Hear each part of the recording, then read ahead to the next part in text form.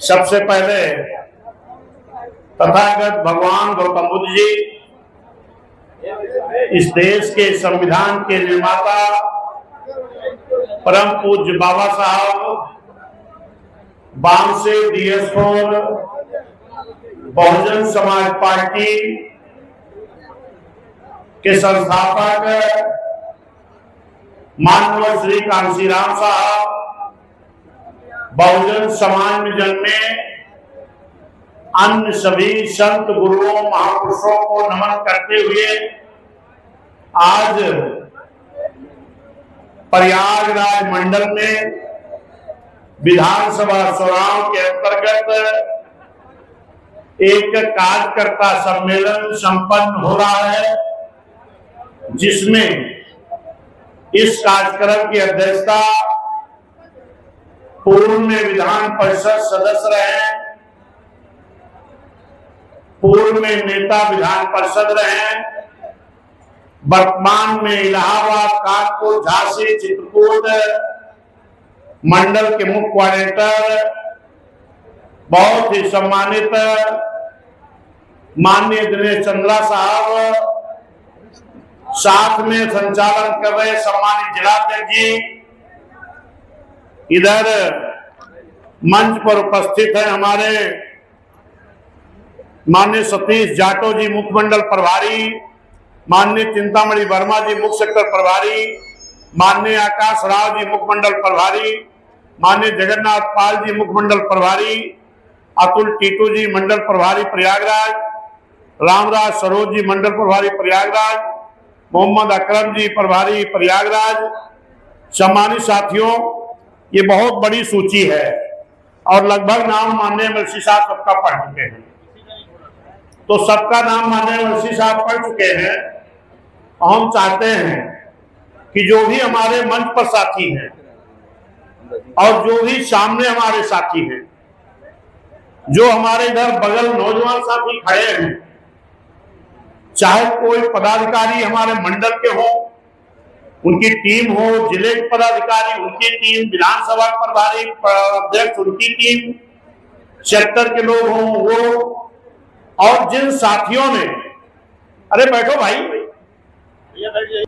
आज बहुजन समाज पार्टी के राष्ट्रीय अध्यक्ष, पूर्व मुख्यमंत्री, राज्यसभा लोकसभा की पूर्व में सांसद रही, इस देश में करोड़ों करोड़ गरीबों, शोषितों, मजलूमों की नेता, सर्व समाज की नेता माननीय बहन कुमारी मायावती जी के नीतियों में आशा विश्वास रखते हुए, बहुजन समाज पार्टी में अपने आशा और विश्वास रखते हुए जिन हजारों साथियों ने, भाई दिलीप पाल जी हैं, हमारे मौर्या जी हैं, जिन्होंने बाबा साहब की मूर्ति, 5 मूर्तियां जो मुझे जानकारी मिली है, ये खरीद करके लोगों को भेंट किए हैं लगवाने के लिए, और इनके साथ बहुत बड़ी टीम है।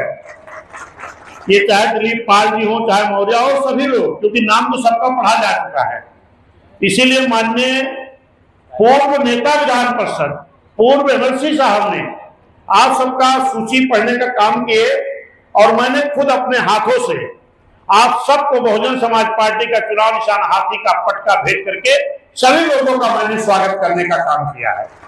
जो भी साथी यहाँ हैं इस प्रांगण में, जो भी साथी प्रांगण में हैं, मैं आप सभी साथियों का बहुजन समाज पार्टी की तरफ से, मंच साथियों की तरफ से, अपनी तरफ से बहुत बहुत हार्दिक स्वागत, अभिनंदन, वंदन करते हैं। सम्मानित साथियों,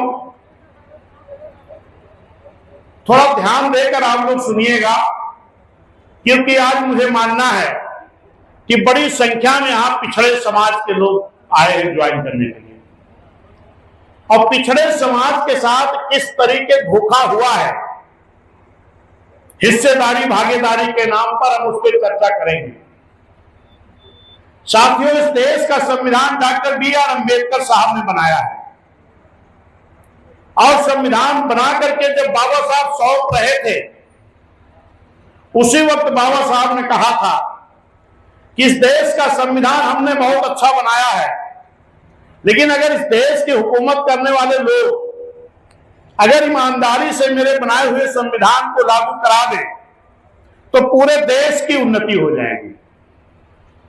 लेकिन अगर मेरे बनाए हुए संविधान को इस देश के लोग नियत साफ करके ईमानदारी से अगर लागू नहीं कराएंगे तो अच्छा से अच्छा संविधान भी अच्छा काम नहीं कर पाएगा।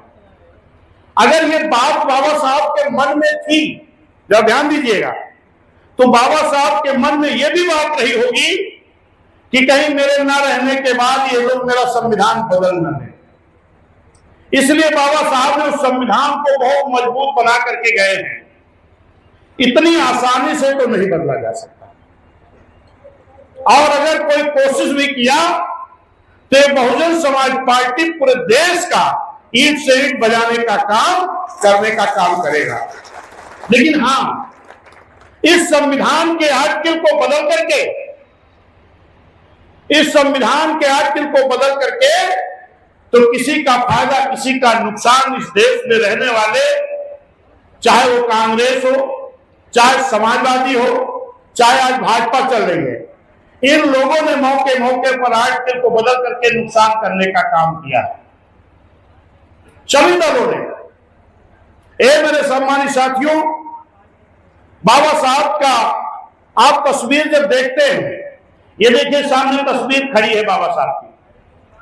बाबा साहब के हाथ में क्या है? संविधान है। एक हाथ में बाबा साहब के संविधान है और एक हाथ से बाबा साहब इशारा कर रहे हैं। बाबा साहब क्या इशारा कर रहे हैं? बोलो कोई।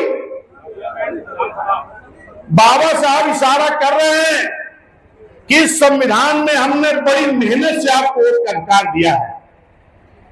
अगर इस वोट का आपने सही उपयोग कर लिया तो इस देश के प्रधानमंत्री की कुर्सी बहुजन समाज पार्टी के कब्जे में होगी।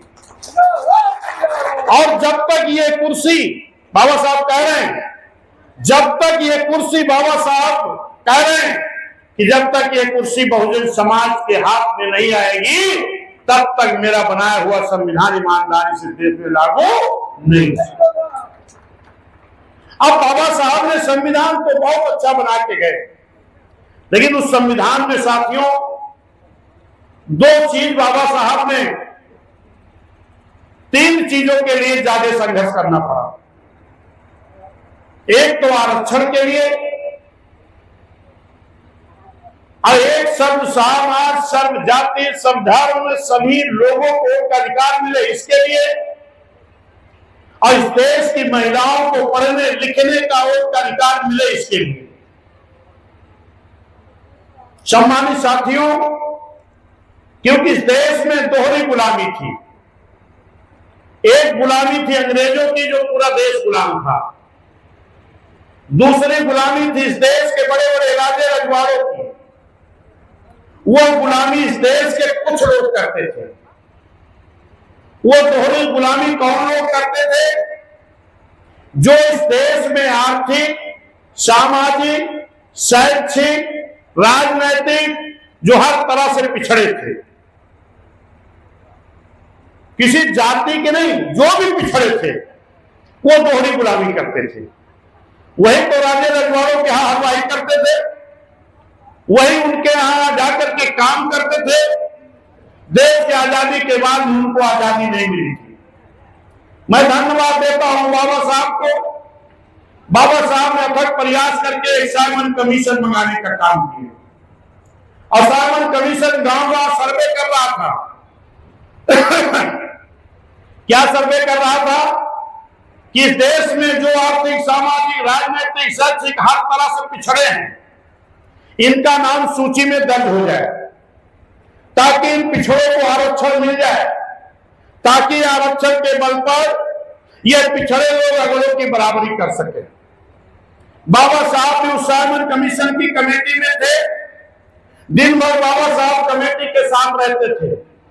रात में बाबा साहब उन पिछड़े समाज के मोहल्लों में, गांव में, वार्डों में जाते थे और कहते थे कल आपके गांव में भी साइमन कमीशन के लोग आएंगे तो आप भी अपनी सच्चाई उस सूची में दर्ज करा देना, ताकि आप सबको आरक्षण दिया जा सके।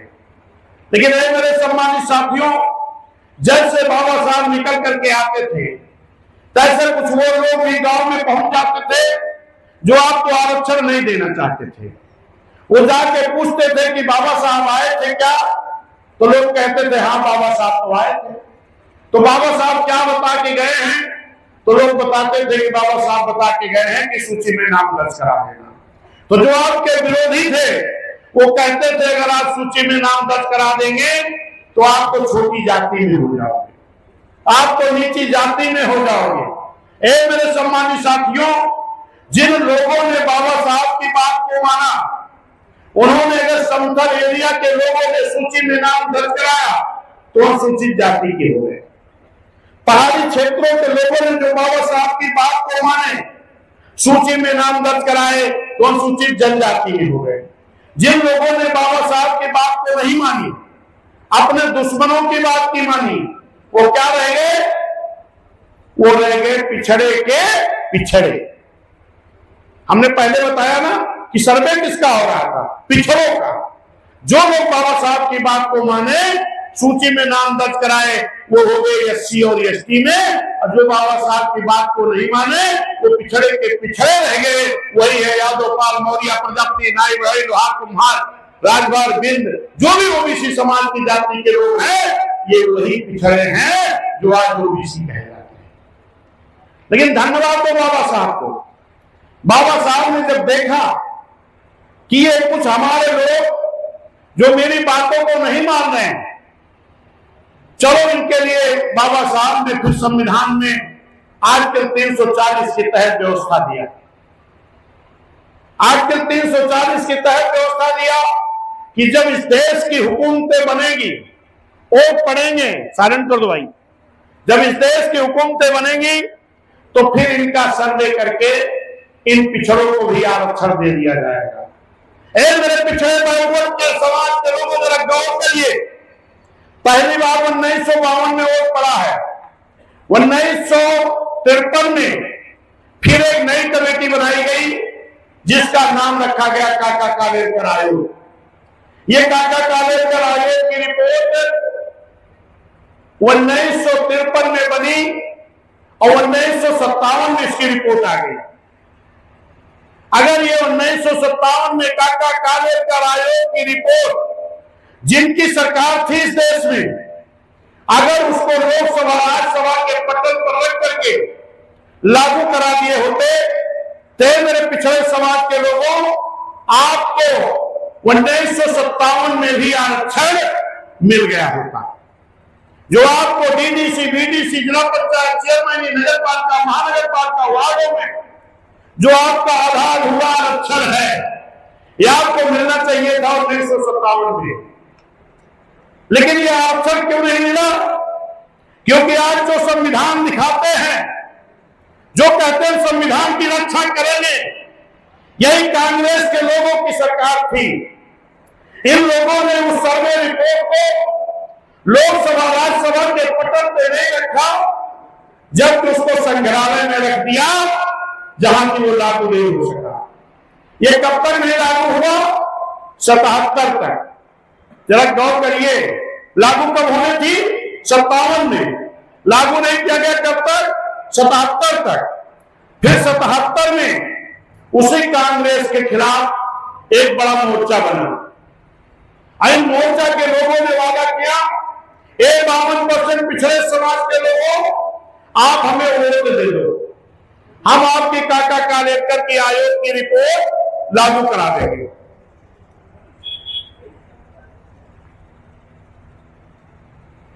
लेकिन सम्मानित साथियों, यह कब तक कहा गया? जब तक 77 का चुनाव नहीं हो गया। जैसे चुनाव हो गया, प्रधानमंत्री बन गए, तैसे माननीय प्रधानमंत्री जी ने कहा कि ये रिपोर्ट तो पुरानी हो गई, अब इस रिपोर्ट के आधार पर आरक्षण नहीं दिया जा सकता। क्या साल बीत गया था? 20 साल। फिर जो सरकार बनी कांग्रेस के अगेंस्ट, फिर उन्होंने भी पिछड़ों को धोखा दिया। जनता दल की अगुवाई में बनी थी। फिर उन लोगों ने 1978 में एक फिर कमेटी बनाई गई। उस कमेटी का नाम रखा गया मंडल कमीशन। उसकी भी रिपोर्ट 1980 में आ गई। लेकिन मेरे सम्मानित साथियों, तब तक फिर घूम फिर के कांग्रेस आ गई थी, फिर वो रिपोर्ट नहीं लागू हुई, फिर आपको आरक्षण नहीं मिला। फिर आरक्षण आपको कब मिलता है? पहली बार जब 89 में, ध्यान दीजिए इधर, पाल साहब बात मत करें, नहीं डिस्टर्ब होते हैं। पहली बार जब 89 में बहुजन समाज पार्टी के 3 एमपी जीत करके आए, बिजनौर से बहन कुमारी मायावती जी, पंजाब से हरभजन सिंह लाखा जी, आजमगढ़ से रामकृष्ण यादव जी, तब उस वक्त माननीय कांशीराम साहब ने कहा, मान्या बहन जी आप पार्लियामेंट तब तक नहीं चलने देगी जब तक के पिछड़ों का मंडल कमीशन लागू करके इन पिछड़ों को आरक्षण नहीं मिल जाएगा। और उधर माननीय कांशीराम साहब ने ओट कलम बोर्ड पर एक रैली किए, धरना दिए, आंदोलन किए, और पूरे देश में बहुजन समाज के लोगों को माननीय कांशीराम साहब ने कहा कि आप जाओगे तहसील मुख्यालय, जिला मुख्यालय, मंडल मुख्यालय पर आप लोग धरना दोगे और एक ही नारा लगाओगे, मंडल कमीशन लागू करो वरना कुर्सी, मंडल कमीशन लागू करो वरना कुर्सी। हे मेरे पिछड़े समाज के लोगों, उस वक्त भी आप नहीं जागे। बहुजन समाज के लोग जब नारा लगा रहे थे तो तमाम पिछड़े समाज के लोग तो बहुजन समाज के साथ थे, लेकिन तमाम पिछड़े समाज के लोग चट्टी चौराहे पर बैठकर चाय की चुस्कियां ले रहे थे, कह रहे थे ये क्या हो रहा है। लेकिन ये बहुजन समाज के लोग, शेड्यूल कास्ट समाज, एससी समाज के लोग, एक तरफ गाजीपुर में 5-5 हमारे एससी समाज के लोगों को दिन दहाड़े गोलियों से इसलिए भून दिया गया कि आपके लिए आरक्षण की लड़ाई लड़ रहे थे, आपके लिए लड़ाई लड़ रहे थे। हे मेरे सम्मानित साथियों, उस वक्त माननीय प्रधानमंत्री जी बीपी सिंह जी थे और प्रधानमंत्री चौधरी देवीलाल जी थे, और चौधरी देवीलाल जी माननीय कांशीराम साहब से मिलने का समय मांगे, पानीपत में माननीय साहब ने समय दिया। चौधरी देवीलाल जी ने कहा, हे माननीय कांशीराम साहब बहुत बहुत धन्यवाद आपको, आप हम पिछड़ों की लड़ाई लड़ रहे हो। तो माननीय साहब ने कहा कि आप तो पिछड़े समाज के हो, आप भी मेरे साथ इस लड़ाई में शामिल हो जाओ तो इस पिछड़ों का उद्धार हो जाएगा। मालूम है वो प्रधानमंत्री जी ने क्या कहा कि हम आपके साथ आ जाएं तो कहीं राजा बीपी सिंह जी हमको उप प्रधानमंत्री से कुर्सी से ना हटा दें। तब माननीय साहब ने कहा कि अगर आप पिछड़े होकर के पिछड़ों के साथ नहीं खड़े होंगे तो इसके बाद भी आप कुर्सी पर नहीं रह पाओगे। तब जाकर के चौधरी देवीलाल जी ने माननीय साहब की बात को जब माने तो कहे अभी चल रहे हैं दिल्ली में एक प्रेस कॉन्फ्रेंस करेंगे, और ये बात खबर लग गई माननीय बीपी सिंह जी को। बीपी सिंह जी ने आनंद फानंद में माननीय साहब माननीय बहन जी को बुलाए और कहे, माननीय साहब आपके 3 एमपी हैं, बहन जी को जिस विभाग का कहिए, गृह विभाग, होम मिनिस्ट्री या जिस भी विभाग का कहिए, हम मान्या बहन जी को इनका कैबिनेट का मंत्री बना दे, लेकिन हमें समर्थन करो। और जो 2 सांसद आपके और हैं, रामकृष्ण यादव जी, हरभजन सिंह लाखा जी, इनको भी हम मंत्री बना देंगे। लेकिन धन्यवाद देता हम माननीय कांशीराम साहब को, मान्या बहन जी को। मान्या बहन जी ने कहा हमें आपका मंत्रिमंडल नहीं चाहिए, हमें क्या चाहिए, जिन बाबा साहब के बनाए हुए संविधान के पद पर आप प्रधानमंत्री बने हो और इस देश की प्रधानमंत्री कुर्सी चलाते हो, ऐसे बाबा साहब को आज तक इस देश की हुकूमत करने वाले लोगों ने भारत रत्न की उपाधि नहीं दे पाए। तो बाबा साहब को भारत रत्न की उपाधि दे दो। और नंबर 2, जिन 52% पिछड़े समाज के वोट के बल पर आप सरकार में बैठे हो, जिनके साथ आज तक धोखा हुआ है, जिनको आज तक कांग्रेस ने संविधान में व्यवस्था होते हुए भी इनको आरक्षण नहीं लेने दिया, इन पिछड़ों की मंडल कमीशन लागू करा करके इन पिछड़ों को आरक्षण देने का काम करो। और तीसरी मांग आपके मंडल के विरोध में भारतीय जनता पार्टी के भी लोग एक रथ यात्रा लेकर के निकले थे, जिससे पूरे देश में खून खराबा होने की उम्मीद थी। लेकिन ये मेरे साथियों, वो रथ यात्रा भी रोकी गई। लेकिन जब ये खबर भाजपा के लोगों के लगी, क्योंकि उस वक्त भाजपा के लोगों का भी माननीय वीपी सिंह जी को समर्थन था, जब ये खबर भाजपा के लोगों को लगी तो उन्होंने कहा कि अगर बहुजन समाज पार्टी की बात मान करके अगर पिछड़ों को आरक्षण आपने दे दिया तो आपकी सरकार गिरा देंगे। किसने कहा? किसने कहा? भाजपा ने। वो भाजपा जिस भाजपा को पिछड़ा समाज आज अपने कंधे पर लेकर के ढो रहा है, वो भाजपा ने कहा कि अगर पिछड़ों को आरक्षण दे दिया गया तो इस सरकार को गिरा देंगे। मेरे पिछड़े समाज के लोगों, जो आपको आधा अधूरा आरक्षण मिला है, आधा अधूरा क्यों कह रहा हूं? क्योंकि अगर आप बाबा साहब की बात को माने होते तो पूरा आरक्षण मिला होता। जैसे आपका आरक्षण ग्राम प्रधानी में है, डीडीसी में है, बीडीसी में है, चेयरमैनी में है, नगर पालिका में है, महानगर पालिका में है, लेकिन क्या विधानसभा लोकसभा में है? कोई विधानसभा लोकसभा आरक्षित है? और ये क्यों नहीं है?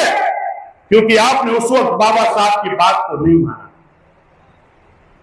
फिर माननीय साहब की बात को भी आप नहीं माने, और आज मैं कह रहा हूं कि अगर आप माननीय बहन जी की बात को नहीं माने तो फिर वहां पहुंचने में देर नहीं है जहां से बहुजन समाज पार्टी उठा करके आपको लाई है। अब आगे चल रहा हूं, कहां लेके आई है आरक्षण, आपको कैसे मिला ये मालूम हो गया। अगर बहुजन समाज पार्टी बाबा कांसी राम साहब मान्य बहन जी संघर्ष नहीं करते तो आज भी आपको आरक्षण नहीं मिलता। जो आप तैयारी कर रहे हो ना, प्रधानी की, जिला पंचायत की, सदस्य की, बीडीसी की, यह आरक्षण आपको कितने साल बाद मिला? पहले कब मिलना था? 1957 में। मिला कब? 90 में। कई साल हो गया? लगभग 32-33 साल। मेरे पिछड़े समाज के लोगों, बाबा साहब के द्वारा आज के 340 के तहत संविधान में व्यवस्था थी, लेकिन आपको आरक्षण नहीं दिया गया। इसीलिए हमने कहा कि बाबा साहब ने कहा था कि अगर मेरा बनाया हुआ संविधान ईमानदारी से लागू ना हो तो आपका लाभ नहीं हो सकता। नहीं लागू हुआ। अब आ जाइए वोट पर। आरक्षण आपको बहुजन समाज पार्टी की बदौलत मिला, ये आपके समझ में आया कि नहीं? जब दोनों आप भाई बताओ कि आरक्षण मिला तो बहुजन समाज पार्टी माननीय साहब बहन जी के बदौलत मिला। अब आ जाओ वोट पर। वोट का अधिकार तो बाबा साहब आप सबको बड़ा लड़ाई लड़के, क्योंकि पहले जो लोग भी संविधान में थे वो चाहते थे वोट का अधिकार उसको मिले जो स्नातक शिक्षा ग्रहण किए हो, वोट का अधिकार उसको मिले जो बड़ी लगान जमा करता हो, वोट का अधिकार उसको मिले जो जिम्मेदार राजे रजवाड़े हो। हमें लगता है यहाँ जितने लोग बैठे हो, हमारे खानदान में किसी के पास स्नातक शिक्षा थी क्या? क्यों नहीं थी? क्योंकि हमको तो पढ़ने लिखने का अधिकार ही नहीं था। क्या हम जिम्मेदार थे? क्या हम राजे रजवाड़े थे? क्या हमारे पास शिक्षा थी? नहीं थी। इसका मतलब अगर बाबा साहब नहीं गए होते तो आपको उनका अधिकार ही नहीं मिला। तो धन्यवाद दो बाबा साहब को, उन्होंने लड़ करके आप सभी लोगों को उनका अधिकार बराबर का दिलाने का काम किया। लेकिन मेरे साथियों, वोट पढ़ना कब शुरू हुआ? 1952 में। बीएसपी का गठन कब हुआ? 1984 में। कई साल बीत गया? 1952 से 84 तक लगभग 32 साल। जरा गौर करिएगा पिछड़े समाज के लोगों, आप ही हो तो सरकार को बैठाए हो। 32 साल तक ये पिछड़े समाज के लोग, लगभग 78 ऐसी जाति के लोग थे। कितने? 78, जो 32 साल तक वोट का अधिकार तो था, वोट देते भी थे, लेकिन तुम्हें चुनाव लड़ने का अधिकार नहीं था। धन्यवाद तो माननीय कांसी राम साहब मान्य बहन जी को, जब बहुजन समाज पार्टी बनाए तो उन्होंने एक नारा दिया कि जिसकी जितनी संख्या भारी उसकी उतनी जोर से बोला बाबू हिस्सेदारी। कब? 32 साल बाद। 32 साल तक आपका हक छीना गया। संविधान में व्यवस्था वोट के होने के बाद भी, आपका अधिकार होने के बाद भी आपको चुनाव नहीं लड़ाया गया। बहुजन समाज पार्टी बनने के पहले पाल समाज के लोग चुनाव नहीं लड़ने को पाए। राजभर समाज के लोग, प्रजापति समाज के लोग, विश्वकर्मा समाज के लोग, मौर्य समाज के लोग, तमाम ऐसी जाति के लोग रहे जिनको चुनाव लड़ने को नहीं दिया गया। और तमाम हमारे नौजवान जो आज बसपा के अलावा दूसरे दलों में हैं, वो जानते क्या कहते हैं कि उस वक्त हमारा समाज लड़ने लायक नहीं रहा होगा। मेरे पाल समाज के लोगों को गौर करो, 1952 में जब पहली बार ये पढ़ा है तो आपके समाज के बेटे बंशीधर धनगर जी इटावा से पहले चुनाव में ही विधानसभा निर्दल जीत करके जाने का काम किया। फिर 57 में निर्दल ही पार्लियामेंट जाने का काम किए हैं। और जो आज आपको कहते हैं हम भयवादी वाले हैं, 1952-57 में इनके समाज का कोई नहीं जीत के गया था। लेकिन ये मेरे साथियों, ये हमको भागीदारी नहीं देना चाहते हैं। लेकिन जब बहुजन समाज पार्टी बनी तो दर्जनों टिकट पाल समाज को, दर्जनों प्रजापति को, दर्जनों राजभर को, दर्जनों मौर्य को, दर्जनों निषाद को, दर्जनों कुम्हार को ये कब मिला? जब बहुजन समाज पार्टी बनी था। क्या बहुजन समाज पार्टी बनते ही एक बार हमारा समाज लायक हो? लेकिन नहीं, ये बहुजन समाज पार्टी ने करने काम किया। आज सभी लोगों को मालूम होगा, आज हमारे भाई को भी इसी जनपद के हैं जिनको भयवादी वाले प्रदेश अध्यक्ष बनाए हैं। लेकिन कहिया बनाए जानकारी है कि नहीं? जिस दिन माननीय अखिलेश यादव जी के लोकसभा को वोट पड़ना था, जिस दिन माननीय डिम्पल यादव जी का वोट पड़ना था, जिस दिन माननीय शिवपाल जी के बेटे का वोट पड़ना था, जिस दिन माननीय डिम्पल जी का वोट पड़ना था, हमको लगा कि अगर हम पाल समाज की भागीदारी अब भी नहीं दिए तो हमारे परिवार का कोई एमपी नहीं बनेगा। मैं धन्यवाद देता हूं अपने भाई श्यामलाल पाल को, बधाई देता हूं। लेकिन मैं उनको भी याद दिलाना चाहता हूं कि यह बहुजन समाज पार्टी जिसने बहुत पहले एक बगल मिर्जापुर के माननीय भागवत पाल जी को उत्तर प्रदेश का अध्यक्ष बना करके भेजने का काम किया था, सही है कि गलत?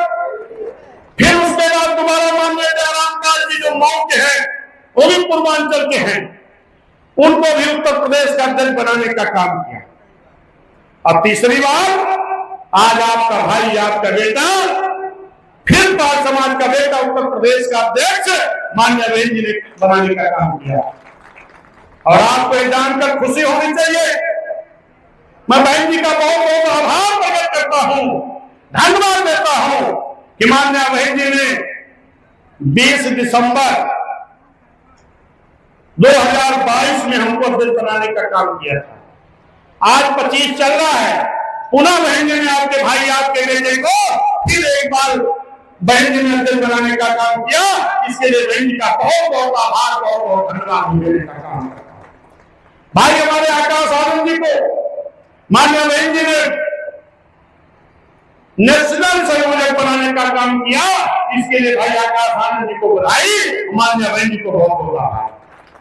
मेरे सम्मानित साथियों, इतने नहीं, आज जितने भी पाल समाज के नेता आप देखोगे 90% वो आपको बहुजन समाज पार्टी रूपी नर्सरी से ही तैयार होके गए हैं। चाहे आपके एसपी सिंह बघेल रहे हो, इनको भी राज्यसभा और राष्ट्रीय महासचिव बहन जी ने बनाया। चाहे भागवत पाल जी विधायक मंत्री प्रदेश अध्यक्ष, चाहे जयराम पाल जी एमएलसी और मंत्री, चाहे रामशंकर पाल जी, चाहे श्रीराम पाल जी, चाहे अवधा पाल जी, चाहे पूजा पाल जी, चाहे राजू पाल जी, चाहे रामोदास पाल जी, चाहे सतीश पाल जी, चाहे शेख किशन लाल बघेल जी, कितना गिनती कराएंगे। जब सरकार बहन जी की थी तो विधायक के अलावा 9 मंत्री बिना विधायक के भी बनाए गए।